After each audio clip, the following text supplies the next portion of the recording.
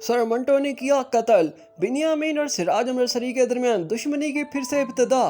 Murder करने के बाद मिस्टर मंटो खुद ही आई विटनेस बन गए मर्डर के। सारे का सारा मुद्दा डाल दिया गया फरहाद बिनियामीन के ऊपर।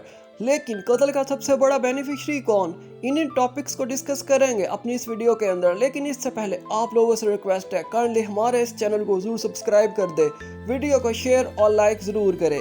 अभी तो हमें ड्रामा में इस तरह से कुछ दिखाया गया कि फरहाद बिनियामीन ने मर्डर किया बड़े हजरत का, तो बिल्कुल एक सेंसलेस बात है। अगर आप समझना चाहो, फरहाद बिनियामीन ने अगर मर्डर करना होता, शादी रुकवानी होती, तो उसे टेम्परेरी शादी रुकवाने की क्या ज़रूरत थी।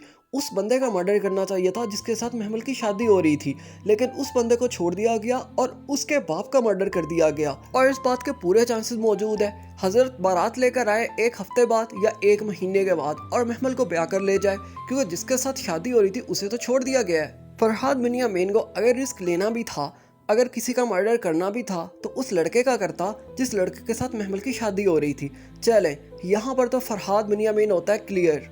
जब भी कोई मर्डर होता है तो ये देखा जाता है कि इस मर्डर का सबसे बड़ा बेनिफिशियरी कौन है।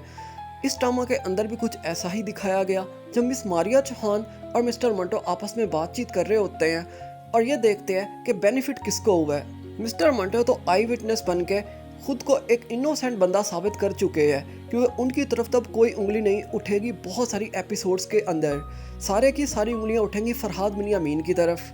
चले अब देख लेते हैं कि इस कत्ल के सबसे बड़े बेनिफिशरीज कौन है।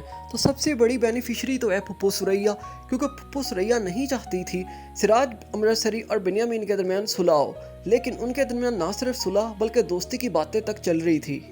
लेकिन अगर खुद से यह कत्ल करवाया होता पुप्पो सुरैया ने और मिस्टर मंटो का इसके अंदर कोई किरदार ना होता, तो मिस्टर मंटो कभी भी आई विटनेस नहीं बनते।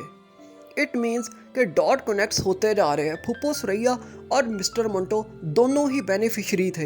ये शादी रुक जाए और बाकी भी जितने मकासद थे इस शादी के साथ उनके, वो भी पूरे हो जाने थे। सुरैया का ये फ़ायदा हो गया कि दोनों खानदानों के दरमियान दोबारा से दुश्मनी हुई तो वो अपने बेटों के मर्डर का बदला ले सकेगी बिनियामीन से, और मिस्टर मंटो के अपने मकासद पूरे होंगे।